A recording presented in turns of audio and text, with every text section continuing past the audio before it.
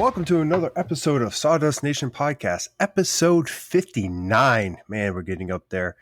And today we have a special guest. We have Daniel from PWN CNC. You can check him up on Instagram. We have Nick from MPG Creations, and we have Nap from Nap's Naughty Works LLC. Yeah, we have an interesting episode. We're going to dive into some CNC stuff. So if you're thinking about CNCing, if you have a CNC, it's going to be fun. But with that, let's dive into some sponsors. Let's give a huge shout out to Totalboat. They make the best epoxies and wonderful varnishes along with wood fillers, etc., etc. Check them out at Totalboat on the Big IG, as well as www.totalboat.com. And for a 10% off promo code, go ahead and slide into the Sawdust Nation Podcast DMs on the Big IG, and we will hook you up. And last but not least, we want to thank Jtechphotonics. They make the great photonics right over here in Texas, actually. Jay over there's got some amazing customer service. If you're looking for a diode laser, hit them up at Jtechphotonics on the Big IG or www.jtechphotonics.com. And with that being said, Daniel, we're so excited to have you here, man. I've been waiting for this all week. Daniel, the founder, operator, owner of PWN CNC, what's going on in your shop? Not a whole lot. Just having a lot of fun out here. So any projects or research and development you got going on down there in the dungeon, or? Well, right now, see, I'm out here in the 3-car garage. I've pretty much been taking over the entire garage. And right now I'm working on this rat rig 500 by 500 by 500 3D printer. Yeah, so that's gigantic thing. Who makes that? Company called Rat Rig. They're from over the pond. They also have a line of CNC machines. They resell open builds. Okay. What is it? The Queen Bee. So what do you plan on making with something that big? Well, as far as CNC, I have no idea. I'll figure it out.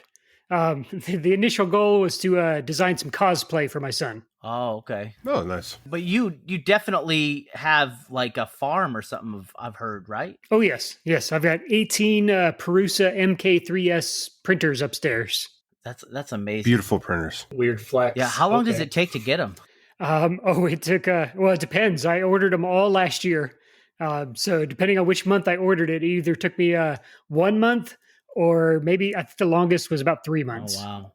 Yeah, they take a minute to come across the pond. Do you fulfill orders daily, or is this like, I mean, obviously your website is super popular, but you fulfill those orders on a daily basis, or is that something you do like on the weekends, or how's that work? It's roughly every couple of days. Okay. I kind of stack them up. That way I've got at least, like a dozen or something like that to work on, put them all together, and then get them all ready the night before, and then my wife labels them the next day. Oh, wow. Got that support from the significant other. That's awesome. Anything else notable going on in that shop over there? Let's see. Well, I just got done with, I've got a couple of interns coming in over the summer to help me pack up bags and prepare some stuff. And they're almost done. They've got one more day tomorrow. Oh, okay. Well, hey, if you need replacement interns for when they leave, let me know. All right. It's paid position, right? No, I'm playing. It is actually, yes. Oh, all right. And they get the free reign to play with any of the toys. Oh, wow. So they get the learning experience and all that. That's so awesome. Hey, would you mind tilting your camera around so we can see the beautiful shop you got going on there? Sure. So let's see. Over here, I've got what is that? A CNC for a new carve. A Shapeoko Pro, the Millwright, the Onefinit over there. I even have a Work Bee way back there in the back. Oh, wow. The laser is right behind me. That's what that big thing is right there. Okay. Mm-hmm. And then over here on the junk pile, not really a junk pile, just I piled everything over there so it's not in the camera view, but a couple of Shapeokos, the 3 and the 4. Just a couple. Yeah. Not a big deal. I've only got 5 CNCs in here. Yeah. So in total, how many CNCs do you have ready to go and then about to be put together? So I don't have any ready to put together. I've already put them all together. The most recent being the Shapeoko 4. Apparently, Carbide changed the way their carriage mounts, and I had to get that so that I can actually have support it. Ah, But I think I have about 8 right now. That's awesome. And do you have a shortage of outlets in your garage?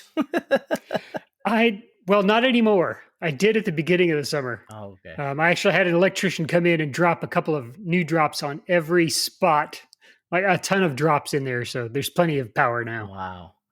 That's awesome, though. That's crazy. I could never dream of having 8 CNC machines just hanging around the garage. And neither did I. do you actually use those to make stuff, or do you just primarily use them for research and development for your new products? Primarily research and development, but I try to get in there and use them for one project or another. I try to very randomly go to each one, Okay. Depending on what I'm wanting to make, just so I can get the experience, because each CNC has a slightly different experience to it. Yeah. So whenever you walk up to it, when you load up the tool, when you load up the software, how it runs, when you walk up to it, depending on whether it has a T-track or threaded inserts, the workflow is different. I hear you on that one. Nap, you got the Shapeoko, don't you? I do. I got the XXL. Okay. So he's working with that. I've got a hybrid, like TBD CNC and X-Carve right now. And Josh you just have all stock, or you got upgrade kit coming though, don't you? I do. I'm going to be getting a upgrade kit from one of our listeners. We're working out a deal right now, so can't wait to get that upgraded. Is that for your X-Carve? Yeah, it's for the X-Carve. I just installed the X-Carve upgrade here a couple weeks ago. That's actually right above my head. Oh, okay. It's hard to show you there. You have it hanging suspended from the ceiling? I do. Oh, here, let me show goodness. you. Look at this guy. There it is, right there. Look at that. Come on, man. This isn't even fair. He's got CNCs. You got him on pulleys. Hey, it's smart. It was perfect whenever I first set it up. I had my Shapeoko XXL on there. That was my first CNC machine. Then the X-Carve was my second. And putting that up there was convenient. So typically we go around the room and ask what's going on in the shops today, but I think we're going to save that for a little bit later on in the episode. We're going to go right into the darn interview. This is so interesting because I don't think I've ever seen anybody with this many CNC machines before. But no. So I got to know, Daniel, where did you get your start? Because one doesn't just wake up one day with 8 CNC machines, do they?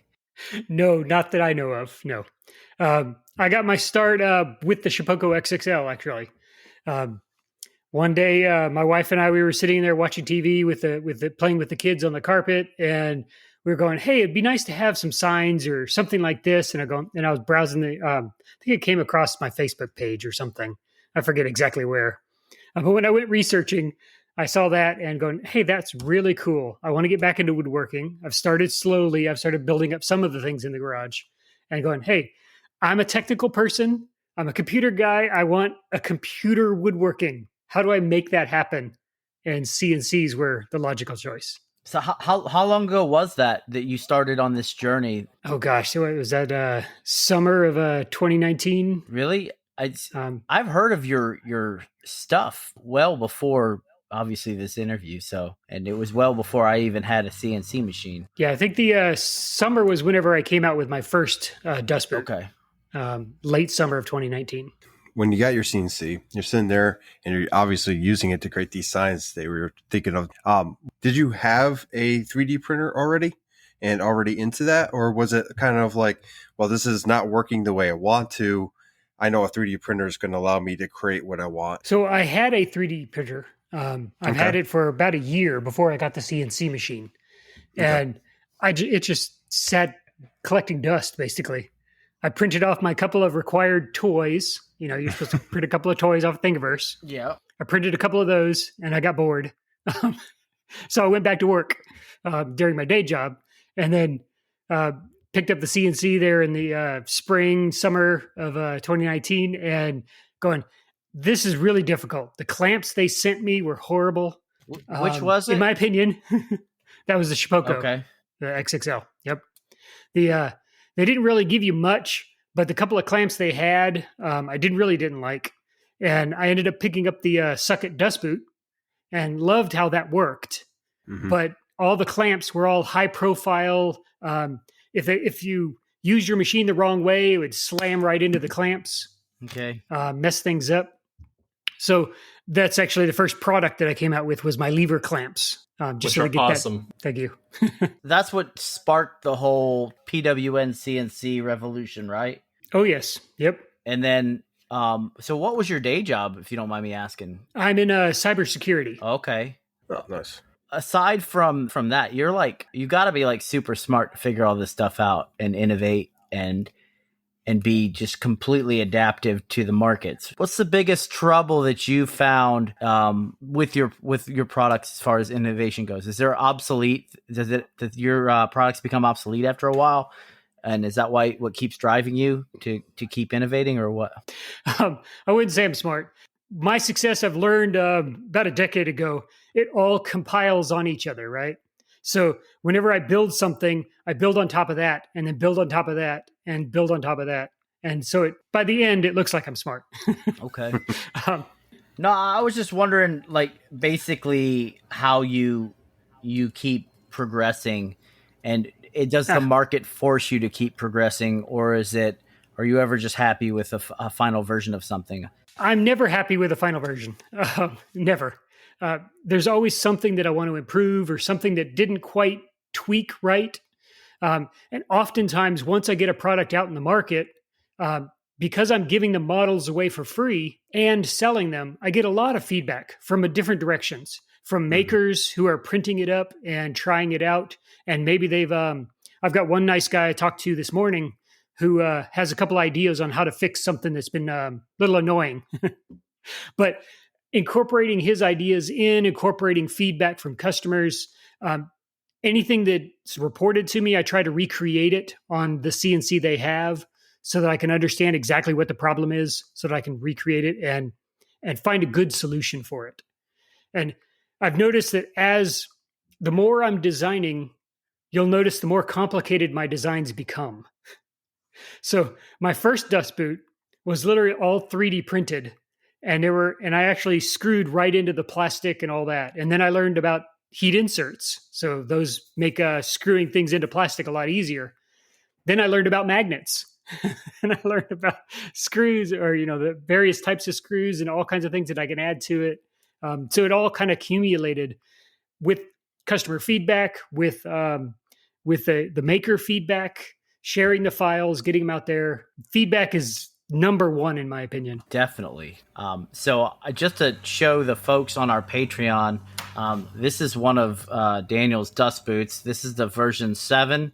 And it fits, it slides right up on the DeWalt router spindle and locks right into place. Right up here is where the air hose sticks in. I did mount it to the machine, but I haven't actually used it yet. I'm waiting on one of my Rockler sliding hanger thingies to come in so I can wrap the hose over it. But it's a very technical term you use there. Whatever they're called, but I plan on using it this weekend, and I'm so stoked to not to have to vacuum off my CNC bed. I haven't used a dust boot in at least 2 years now. That's where like Nick and I were different for a while there. Chime in, Nap, too. But I was using my dust boot like the stock stuff they gave you like every time as much as I could, and it did good. But the acrylic would break because of the bit, or it would slide out. A magnet would drop out. I tried to glue it in place. Use painter's tape, you name it. And, it's gotten to be to the point where I don't even bother with it now. I just vacuum it off. But, looking into your products, I do have a 3D printer. Actually sits back there. It's the Prusa Mini. And, I see the verse files that you have out there, and then you have the option to buy the hardware and all that too. And it's great for like makers like that have the, a printing capability. So I'm super excited to, give it a go and see how that works. I looked at the comments on the version 7 and a couple other ones, and people are loving your design on there as well. Yeah, I currently have. No, I know Nap's going to get the version 7 here. I am going to get the version 7. Yeah, I have. I want to say, it looks like maybe the version. I would say 2 version 2, where it goes behind the CNC and has the hose. I saw you. So he's got this really cool invention, and I'm sure it came from not only his own innovation, but also feedback, but it's called the tube. And this thing is pretty cool because one thing that I've learned is that the more flex hose you have, and this maybe I'm wrong, is the least suction you have. It's like it takes away from it. So he made this tube that increases that suction. At least that's what I think the theory behind it is. And because it doesn't like dangle behind your machine and possibly get caught on things. Yeah. For our Patreons out there dangling, but I have that dust boot and I've used it for almost a year now. And it's done me well. I think, and actually we talk quite a bit on Facebook, especially when I either see something that might be different or that we can make different. For example, I have one of those obnoxious surfacing bits. And Daniel actually helped me out in designing an acrylic for myself so I could actually use my dust boot with my surfacing bit because it's like 1.5 inches wide or in diameter. Yeah. So going through the stock acrylic was not possible. I had to take my boot off to do it. But now I can, do all, everything I need to do with it. But with this V7 now, and I went over Nick's place and we were just chatting it up. I think I was dropping some stuff off for him because, we finally finished a project. And he showed me the V7 and I was like, yep, that's happening. As well as probably the tube, because the tube looks awesome. Daniel, what was the thought process behind the tube, just so our listeners understand the whole deal? So the one of the biggest troubles, so the tube was invented after I invented V7, or when I was prototyping it, right about the same time, right? That's when I invented the mag lock, those 6 magnets around the thing to hold the hoses in. I really love the idea of when you're sitting in front of the machine and you've got your V7 there, you just pop the hose off, you run it across your bed, clean up anything that might have been missed, and then put it back in and you're back to running. Mm-hmm. So in order to accomplish that with a rear-mounted dust boot, I needed to put the intake in a place that was easier to access. And that was at the top of the gantry. So I went looking and, okay, what's the coolest thing I can get? Hey, acrylic. Everybody loves seeing all the dust going through that little window on the V2, right? So acrylic made perfect sense. So add that in there, add some mechanism. That's when I came up with the ultimate hose clamp, where it's modular and you can adjust it to the size that you need. And that reaches out, grabs onto the tube, which is allowed to move up and down as you're adjusting the boot up and down. And then you set it into place. And then you pop your hose right on top of it, and then you're off to the races. That's awesome. So the tube isn't compatible with the version 7, is it? No. Okay, that's what I thought. This is just for version 2 and version 3. Just clarifying, because I was about to go click buy. That's what. As you're talking, he's adding things to his cart. You know what I'm saying? Take my money. Just here, take it. What's that thing they do on TikTok now? They get out a card and they're like, yeah, throwing it at the screen. What's your favorite CNC that you have, Daniel? Unfortunately, it's kind of a toss-up. I am fighting between either the Shapeoko Pro or the Onefinit. Both of them are really nice machines. Whenever I was walking up and showing my interns, we actually used the Pro, the Shapeoko Pro, because it was easier on the software side. There was less advanced software. I could use Carbide Motion and Carbide Create to easily teach them how to get started. But once you graduate beyond that, and even the Onefinit, you can use Carbide Create to design your projects. For that type of machine, it's more powerful, it's stronger, stiffer. It's much nicer to use something like Vendrick software or even Carveco, one of the two. A little more advanced software. You need more advanced knowledge on how to use CNCs. Okay, so say you were going to recommend to one of our listeners, it's their first CNC machine. Which one would you recommend of all 8 that you have? Well, before you recommend one, let's do one on like the entry level. They don't want to spend a lot of money, but they want a good one. And then the one that has unlimited amount, just like whatever. Give me your best CNC. So a lot of your choice between a CNC depends on your the size you're interested in, what projects you're interested in, and what capacity you have in your shop. Right?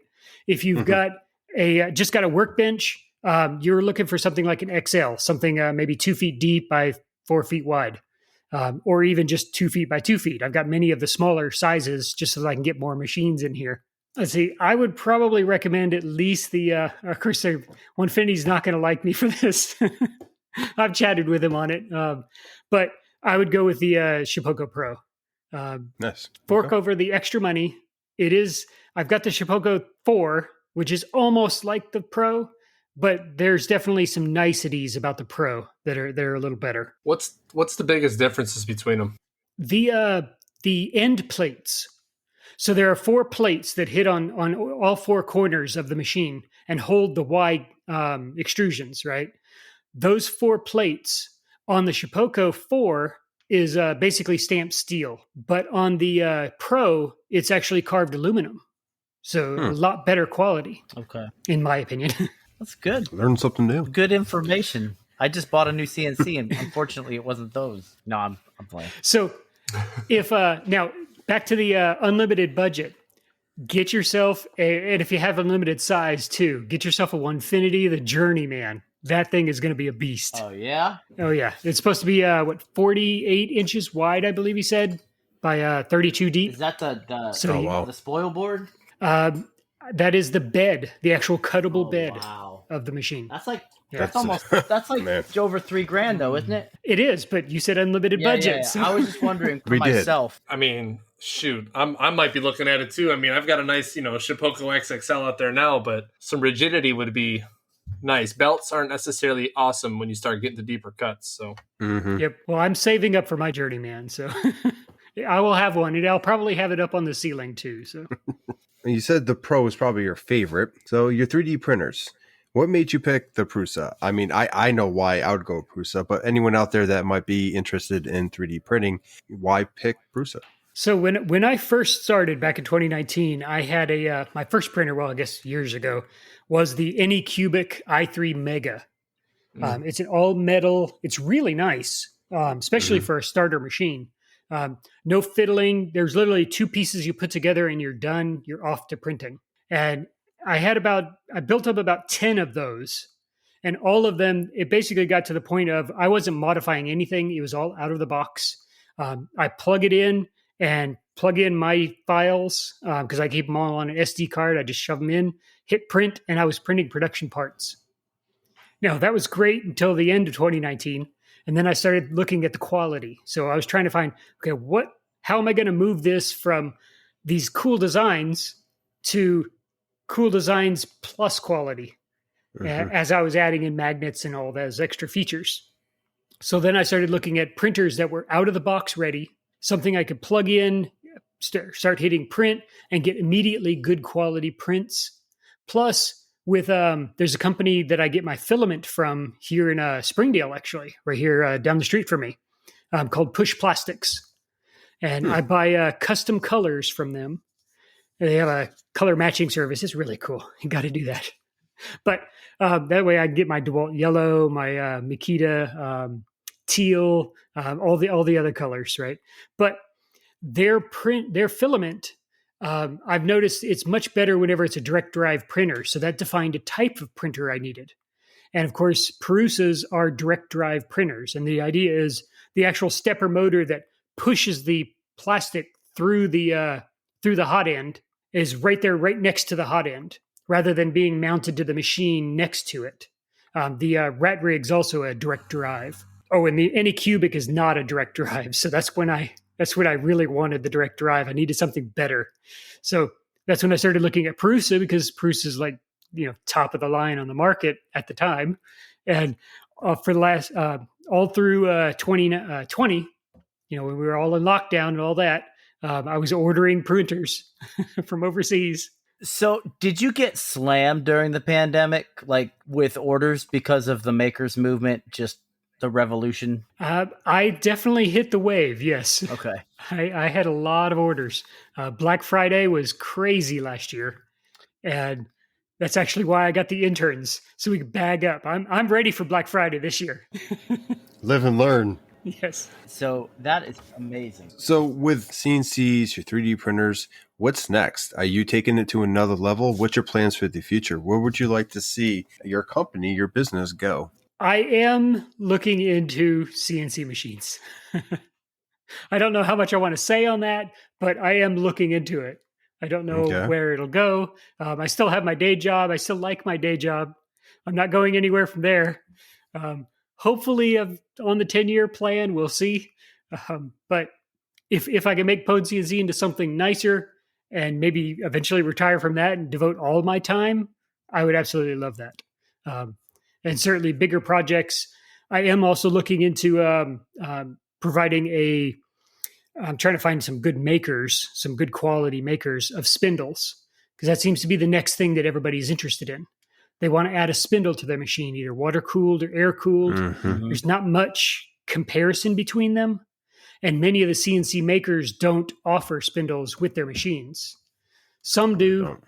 What X-Carve, I know they're Pro. They're Pro, they do. They have a spindle on that. Yeah. Yep. Have you ventured into like extruded aluminum and all that for like upgrading certain machines? I did. So the very first upgrade I did to my CNC machine, my Shapeoko XXL, was adding an extrusions bed. And the idea was so the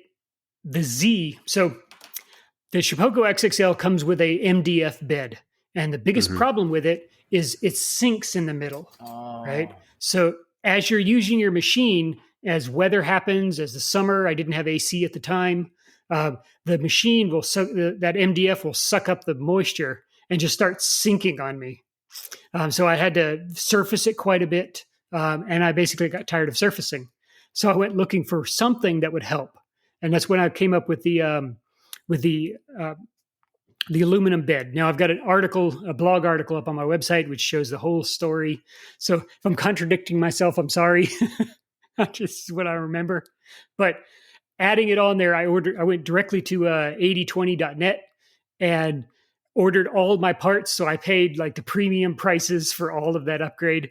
And then after buying all that, the representative, the sales rep, turns out he's in my neighborhood on the other side of the neighborhood. So after some conversations and some meetups and that sort of thing, we decided to come up with this package where it's basically the aluminum extrusions bed. And then I wrote a huge article on whatever I put mine together. I just wish I hadn't been into videos yet, so I don't have a video installation instructions yet. But yeah, I've got the blog article, tons of information on there. Do you sell that on your webpage? I do, yes. That's awesome. And it's just for the Shapeoko, though? It is at the moment. Okay. At the moment, yes. Well, let me know when you do the X-Carve. Yeah, let me know when you do the X-Carve. I have said extrusion bed waiting to be put on my machine. I bought it some months ago, but you know how it goes. You start getting projects, and then you're like, it gets kind of pushed back. Well, said extrusion bed is sitting on the under rack right now collecting dust, and I'm ready to install it. So maybe in my infinite wisdom, minus the F-bombs that'll be flying and those things while installing it, maybe not quite as bad because I got a couple of the extra pieces that you sent out, the spacers that help do the perfect spacing for them. Maybe I'll make a video or an instructional video of some sort and we can talk about it or something. And maybe you can give better commentary because you'll probably see me talking on it like I know what I'm talking about, but I'll have no idea what I'm talking about. In a world where Nat puts together his CNC. Well, I'm kind of scared. It's intimidating because first and foremost, I'm drilling into the frame of my CNC. And then I risk the chance of misdrilling a hole and completely effing the whole situation. Nah, so I'm scared. If I'm to be honest, I'm scared. You'll be all right. Nick is a cowboy when it comes to CNCs. Oh, like man. when I get something new, especially really expensive, I kind of like lay out the parts. I look at the instructions. I put it together. I had Nick come over and he's like, "Yeah, give me that, get that." Bam. And he's just glowing through it, and like you got it done real quick with his help. But yeah, so totally different stuff. I gotta say, Daniel, I'm somewhat of an X-Carve assembly journeyman, I guess you could say. Aficionado. I've bought and sold over 2 X-Carves now. I have one that's been Frankenstein with Luke Wilson's Super Z drive kit or Super direct drive kit, including the Z axis and all that stuff. I'm not bragging by any means.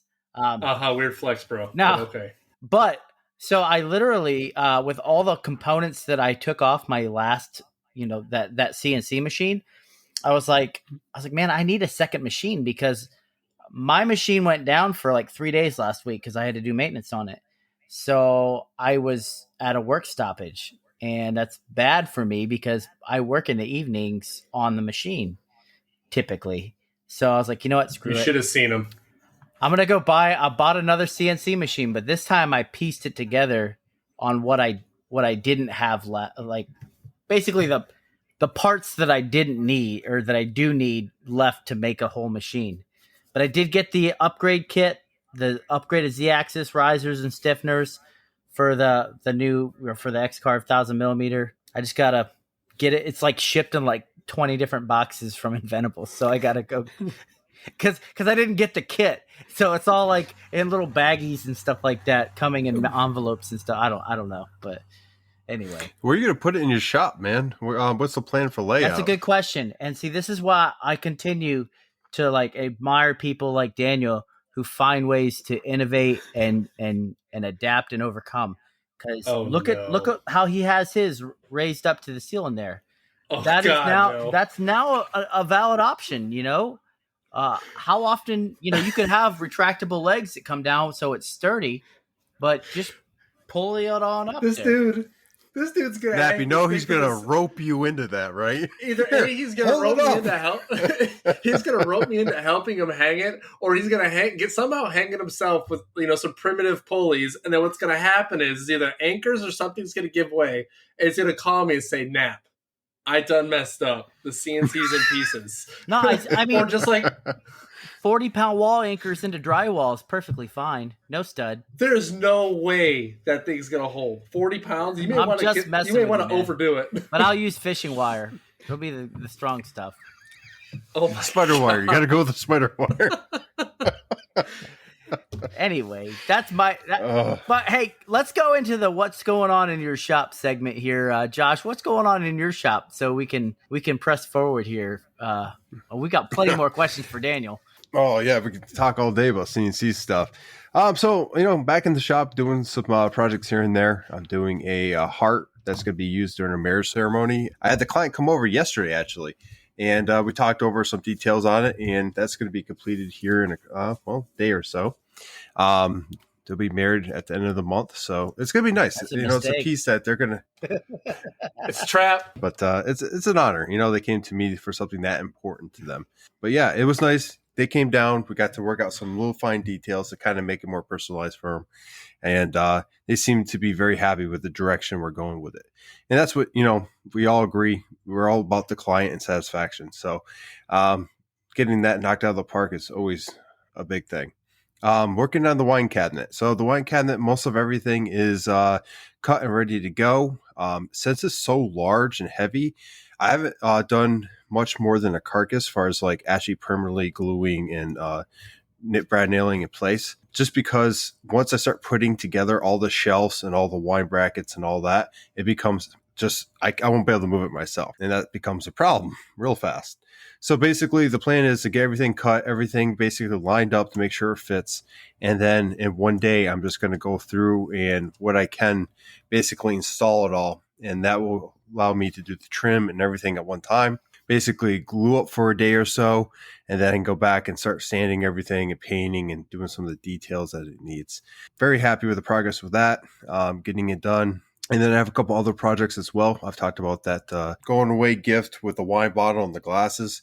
I will be trying to do some engraving on a wine glass here just to see how it turns out. They bought the wine glasses and I told them straight up, I'm like, hey, I've never done this. It might turn out really good or it might look like a kindergarten, scribbling on it. So, we're going to try something new. I can't use the Glowforge, unfortunately, for the glasses because they're just too thick. I'm going to have to use my diode and just go low and slow or high and slow and see how that works out. So sorry to interrupt you, Josh, but for one thing for that I know, Jtech does have a small segment on etching glass, but if you put a mask or like a black, and I know this sounds really ridiculous, but black spray paint or something along those lines, it will etch it very nice. That's exactly what I was going to do. Because basically, when you're using a laser like that, I'm not going to get too far into this, but you want to make sure it's not bouncing right back at the laser. That black masking is allowing it to cut through the black masking into the actual material without that issue. So the laser beam is actually cutting the way it's supposed to versus just bouncing. Laser beams. Yeah. So, I mean, I got some exciting things going on. I haven't really got started on the whole wine bottle crate thing, ammo crate. That I should be able to complete within a week, so I'm not too concerned. I got some really interesting jobs coming in the pipe right now. I got the local fire department reaching out for 4 plaques. I guess their normal guy fell through, giving me the opportunity to slide my foot in the door and be like, hey, here we go. And then there was one other project I did want to mention. Slipping my mind right now, but it was really cool and worth talking about. Just can't remember it. But with that, Nap, man, what's going on in your shop? Well, see, funny thing about the shop is you need to be in the shop. So sometimes there are days when I come home and my son decides he needs my absolute attention, which obviously, that comes first. So past couple of days, it's not been as eventful as I'd like it to be. But the one thing that has been super eventful is we finally finished that huge plaque order, me and Nick from MPG Creations. It's done. It's finally done. And I'm literally putting bubble wrap around my plaques today and delivering tomorrow. I can definitely see some gray hair on Nick from that job. Well, I finished first. Just saying. Okay, so first of all, yeah, I'm not going to go. You might finish first. Never mind. Nice guys finish last. It's okay. It's okay. No, but what happens is when you have particular parts of those customers, so there's multiple customers that are benefiting from this particular order. And when you're friends with certain people that are involved in the planning process and they say, hey, Nat, can you add this to this? And I've already done clear coded and you're about to go. I'm like, man, it's only going to take me 5 minutes to do, but I really want to do it. And I'm like, screw it, I'm doing it. And I did it. And the reason why I do it is because it's good business to me, because now they're going to come to me and get me to do something before someone else because they know I'll make sure I take care of it. Because Nap gave him it really wasn't that big a deal. Gave him the hot fries. Oh, man. Serving hot fries. That's right. That's another conversation for another time. It is good to do that for your clients. Certain clients, I don't mind doing it for. Right. But there are clients that will start taking advantage of you doing that. And it's just a fine line to walk and know who to do it for. In your case, you probably knew the individual, so it was kind of like, okay, whatever, dude. But I've done that with people, and by the end of the project, so much has changed and kind of drifted with more details. I'm like, yeah, that's going to be another $100. And they're like, whoa, wait a minute. And I'm like, well, I'm not paying you, sir. And you're like, well, fine. I'll keep the plaque with your name on it. I have a shovel with someone else's name on it in my garage right now. Oh, Jesus. So in the software industry, they call that scope creep. Mm. So you got to be very careful about that. Yeah, good old scope creep. Well, I warn them. I'm like, hey, this is a charge. This might happen. And they're like, yeah. But they're just not paying attention to the overall arching price. That's why when I give something, I'm like, this is an estimate. It might change based on what happens later. So, Daniel, in the software industry, they have said scope creep, right? Where the scope changes after like individual increments get, I guess, tweaked over. Do you guys charge extra for that? Typically, yes. And many times it's kind of presented at the very front saying, hey, this is the project. This is exactly how it's defined. We will deliver this. But if you start adding something on top of that, it will be an additional charge. And try to make sure that it's as clear as possible. But even then, you still have that same issue, just like in the woodworking, where it's getting a lot bigger. I know I've seen so many stories about website developers and this sort of issue. Oh, yeah.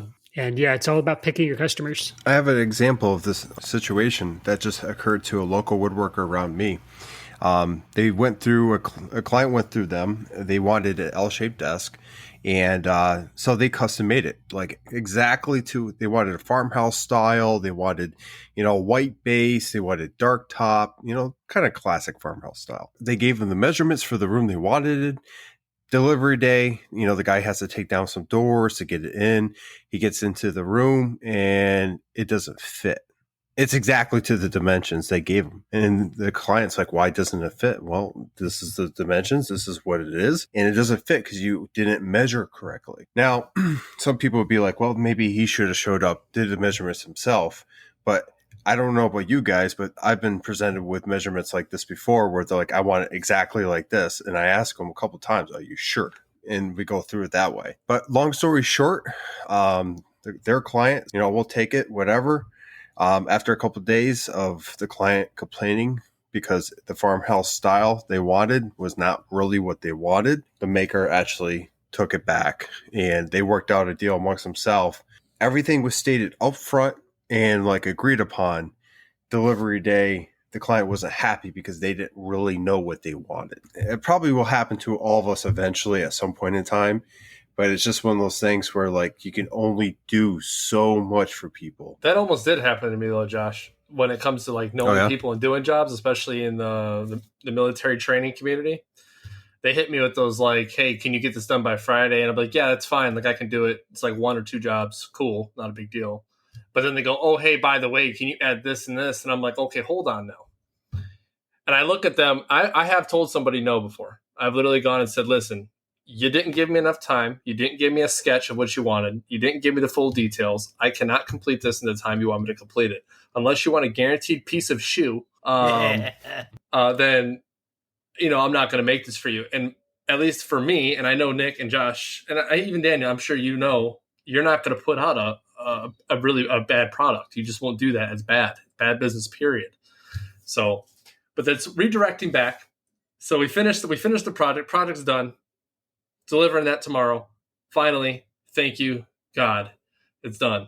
And yes, Nick finished first, but it's fine. But and then I got that gun box still. I ran into a snafu, if you will, with the gun box. So what I realized is, okay, I've got it on some 18-inch sliders. Cool, not a big deal. You slide it out. Okay, I've got this Kaizen foam that's going to sit on top. Okay. If I have the locking mechanism and it's too close to that Kaizen foam, it's going to catch it. So my locking mechanism is too big. So I'm going to have to go with a smaller, like baby gate, like child-proof thing, which it'll work because that's the purpose of the safety lock is for children. So I'm going to have to redirect my design to something a little smaller than what I anticipated. I'll keep the other lock because I'll use it for a bigger gun box, like a rifle box. That'll be better suited for that. But that's where I'm at with that one. I talked to the customer and said, hey, like, I kind of suck. I'm just trying to figure this out. I haven't done this before. Like, no, it's not a big deal. Not in a huge rush. And I love those customers because they allow me to do a little research and development, figure things out. And then that way I can reproduce later at a faster pace. They get a better product because they allow you to do that. Yeah. And that's, again, the staple of any business is providing a quality product. And then the final thing I got going on in the shop, I'm trying to think here. Do I have anything really else going on in the shop? Oh, and just a bunch of hat presses. Like the military training instructor felt hat presses. I'm finally going to put the assembly line together, if you will, and start rocking those out. I finally got final details to finish those out. I'm using that big laser that Daniel got me onto, the FL690 from old Chinesium land. And it works great.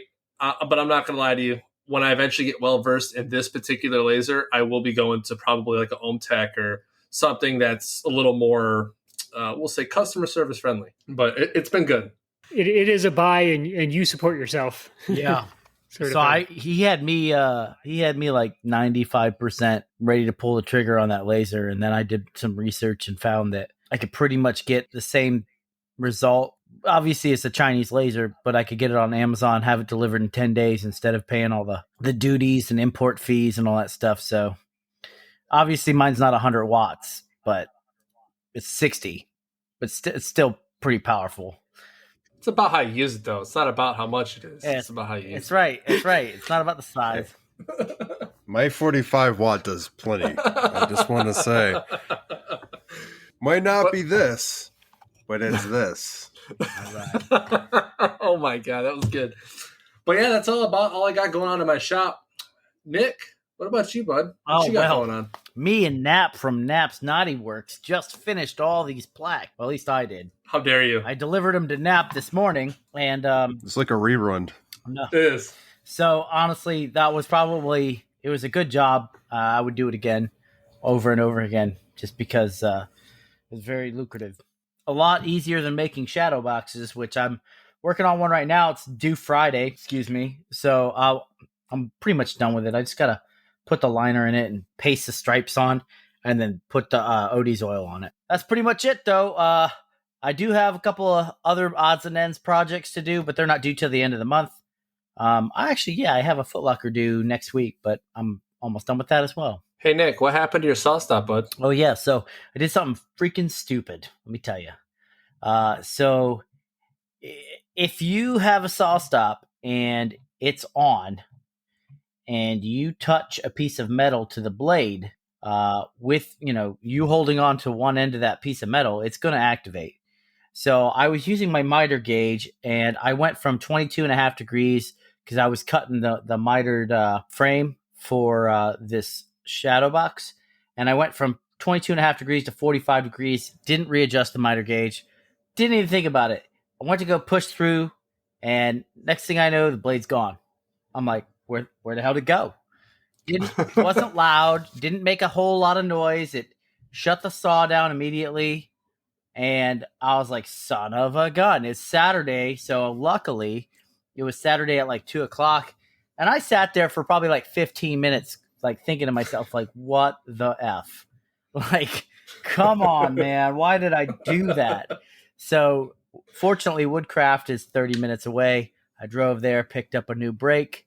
And I also got a new bandsaw blade for the big bandsaw. That's another mess up I did. I bought a $60 Laguna bandsaw blade off eBay that was supposed to fit my saw, but it was a 1/4 inch too thick.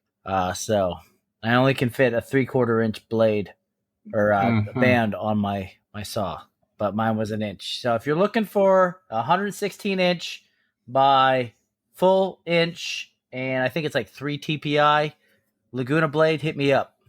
I'll give you a good price. So wait, you said you tripped your brake on your Sawstop. I had a DeWalt table saw, a job site table saw, and it was loud.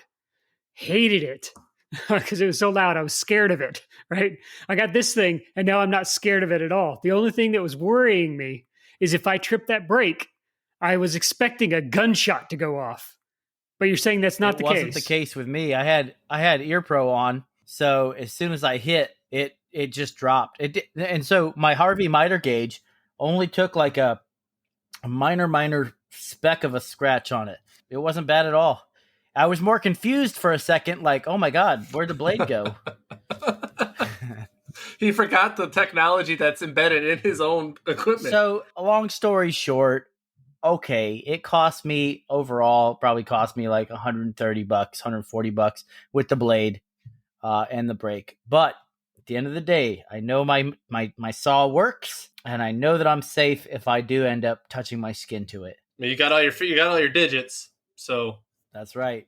That's right. He messaged me. He calls me. He goes, "Nap, I messed up, man." I'm like, "Oh no." Yeah. So, which model do you have there, Daniel? You have the professional or the industrial?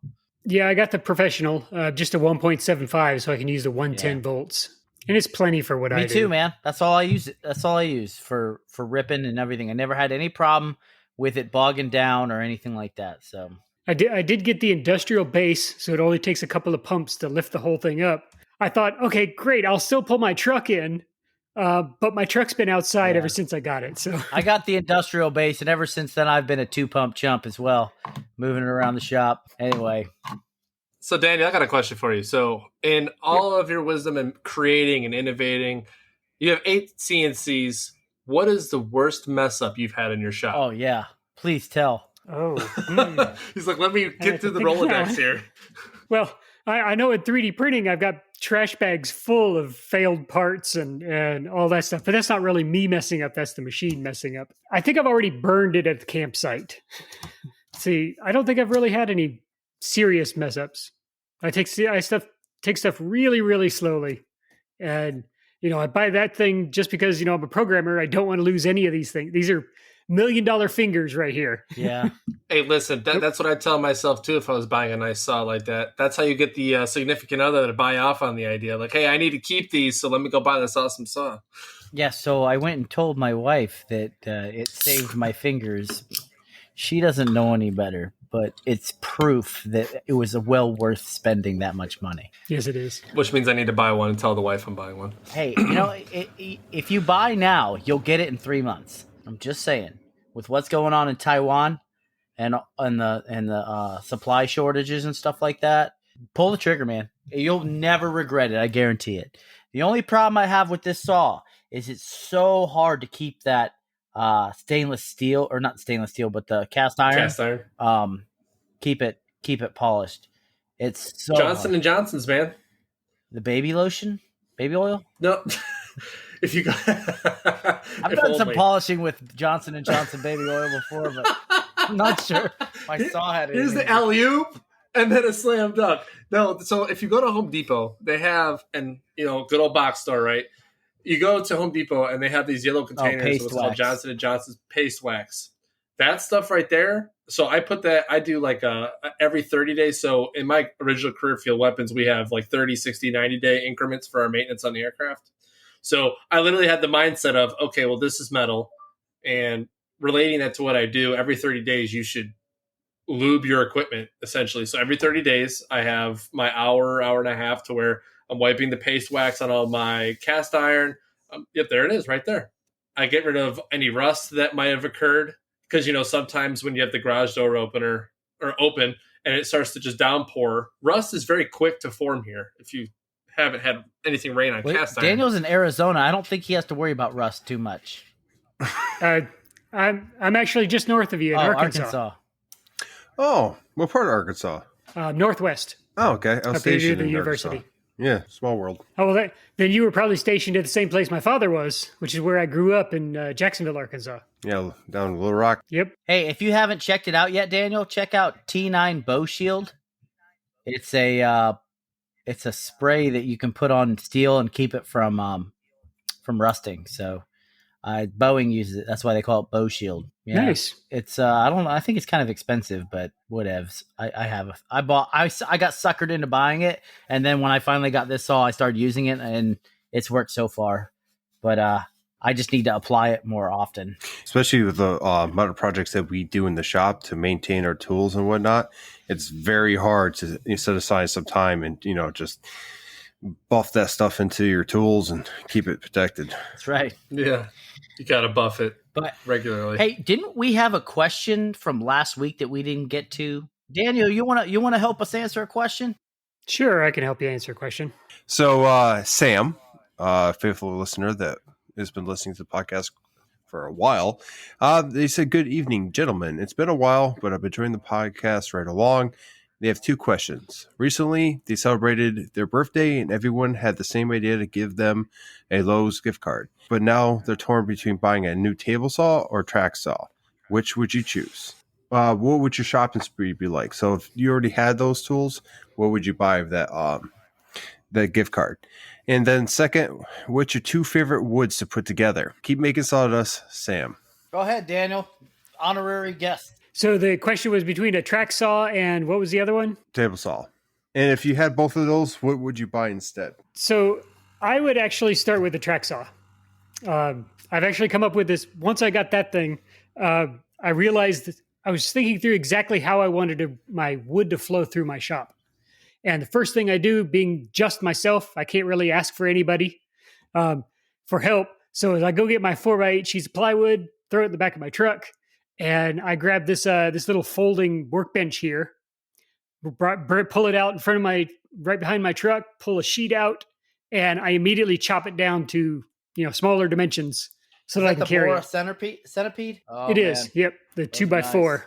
But having it cut down before I even bring it into the shop was first step 1, and then of course that thing would be step 2. So table saw would be second. I would go with the track saw first. If I already have both of those, a drill press. I'm actually waiting for one, and it keeps getting pushed back. I think I'm now waiting until April to get it, but we'll see. What drill press did you get? Being a computer guy, I had to get a computer operated one. So it's the Nova 18-inch. You grab the handle and start pulling it. It immediately starts.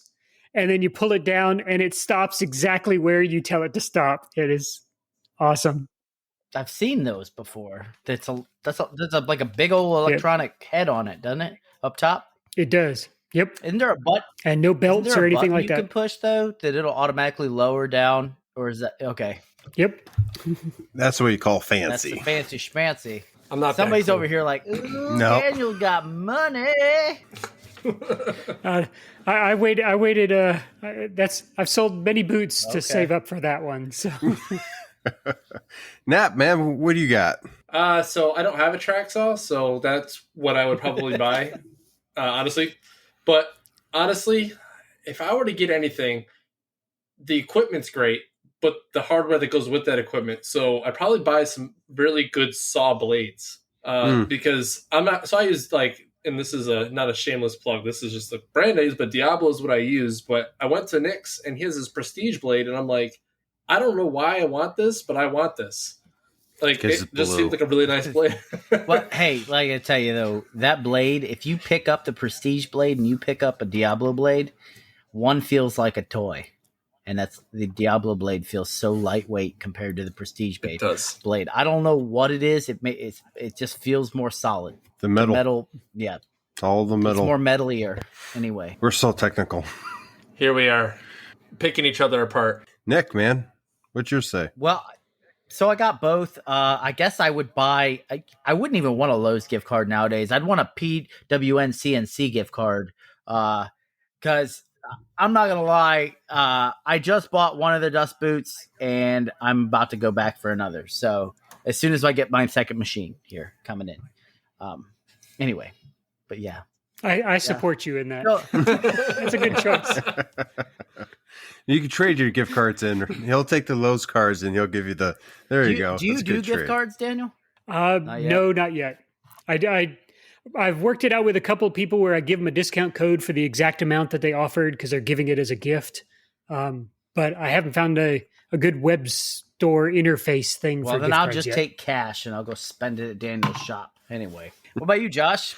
So I really think it depends on what kind of woodworking you're doing. So if you're working with sheet goods, yeah, track saw makes sense because you know what, you could break that down, and you really don't need to have a table saw if you're working mostly sheet goods like that. If you're doing fine woodworking where you need a table saw to do different joints and make small cuts and stuff like that, that makes sense. So it really depends what style you're going on. For me and how I would work, I would go with the table saw first, and then use that money I generate off the table saw to buy, a track saw. Just because of the way in the stuff I make, my table saw is not located in the front of my shop with the doors open. So I don't even have 8-foot clearance behind me or on the outfeed. So I couldn't break down sheet goods on it if I tried. So it's all outside on the track saw. That being said, if I already have both of those, so I would use those for clamps. They have the pointy Jorgensen there. I would definitely go ahead and get some cabinet clamps. I think Nap brought up a great point. Grab some good blades or some bits. Something I was lacking. How much money is on this gift card? I don't know. They said a whole bunch. They didn't give a number. Okay. But He just said gift cards, so we went crazy. yeah, it could be $100 per gift card, and if he has a large family, there you go. But yeah, that's my answer. Now let's get into what kind of wood you like to put together. Nick, I know you're itching to get at that. I like walnut and Walnut cherry. maple. Oh, mixing it. How about you, Daniel? Ooh. I have a great hardwood dealer down the street, and they have wonderful maple, beautiful maple. I can't beat them. So what is it? Is it? It's not Dakota hardwoods, is it? No, it's a local place. The name's escaping me right now. All right, Josh. How about you? I probably would go with walnut and walnut. He's a double walnut kind of guy. What about you, Nap? Show us your wood. Oh, let me show you my wood.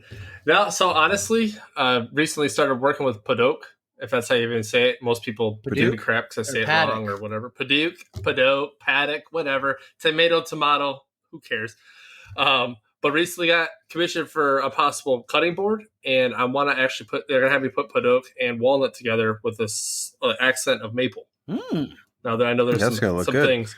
I know it's not 2 woods, but all 3 of those I think look really nice What together. kind of accent? The Polish one? Yeah, a Polish accent. Thanks. We I got see a what you did funny there. guy. Hey, Wait. that's We got a funny guy. Oh, well, that was an enlightening question and answer session. Let's wrap it up. Wrap it on up. Headed right into sponsors. Yes, ladies and gentlemen, if you like tonight's episode, you can go ahead and thank Totalboat Epoxy. They have it. They have the epoxy. They have the Halcyon. They have all the good wood filler and pigments now too. So check them out at Totalboat on the Big IG or totalboat.com on the World Wide Web. And next up, if you want to thank Jtechphotonics, go buy a laser. Go buy the Jtech 7.0 or the Jtech Pro. If you have that CNC platform already, Jay over there has everything from mounts to full kits for you to set up that diode laser on your machine. So check them out at Jtechphotonics or at www.jtechphotonics.com. And last but not least, I want to thank our patrons, every last one of y'all's. You guys are the ones that brought Daniel here from PWN CNC. If we didn't have the patrons, we wouldn't have the podcast. And if we didn't have the podcast, we wouldn't have had Daniel on. So thank you so much for all your support. And if you want to get a hold of us, check out Josh. Josh, you ready? I am ready. So if you want to get a hold of us, you can get a hold of Nap from Nap's Nutty Works, LLC. Make sure you type the LLC in. On Instagram, we have Nick from MPG Creations. My God, look at that stash. And then, of course, you got to check out Daniel from PWN CNC on Instagram. And he does have a website too. So, and that is right on his site. You can click on that and it's easy to find. And then myself, Josh from North Country Woodworking on Instagram. Now, the podcast has an Instagram page too. It's Sawdust Nation Podcast. And you can basically type questions, tell us what's up, talk to us. But you never know which of us 3 you're going to get. Sometimes we write our name, but sometimes we're just, I'm lazy. Know. And then, yeah, we know. No. And if you want to write in, give us a voicemail or just tell us what's happening in the shop, go ahead and send us an email at sawdustnationpodcast@gmail.com. And then, last but not least, we're going to talk a little bit about if you're listening at an Apple Podcast. I just want you to stop by, give us a 5-star rating, and tell us what you think of the podcast. And if you don't, my cat will find you, excluding one person on this podcast. And with that, parting words, Daniel. Don't just own your CNC, dominate it. I knew Love it. it. Yes. I knew it. I knew he was going to do that. Mic drop. That's right. All right, Nap, what's your parting words? I really can't follow that. Daniel just I killed know, it. But hey, it's hard to follow. You never know. Make sure you take care of your friends. Make sure you take care of yourselves. Spend that time with the family or whoever's important to you. Outside of that, can I do it? Can I do it, Josh? Can I do it? It's my turn. Can I do it? All right. And from NPG Creations to everyone out there, take care of yourselves and each other. Until next time, you can pick your friends. You can pick your nose, but don't pick your friend's nose. Like always, thank you for listening to Sawdust Nation Podcast. If you're listening in your car, in your kitchen, in your shop, or anywhere else, thank you for listening. Go make some sawdust. And gentlemen, this is how you do it. Sawdust Nation out! Sawdust Nation out! Sawdust Nation out.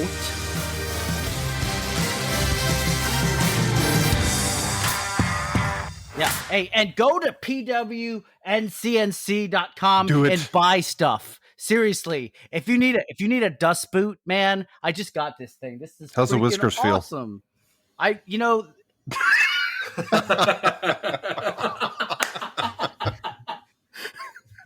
If only you could see him.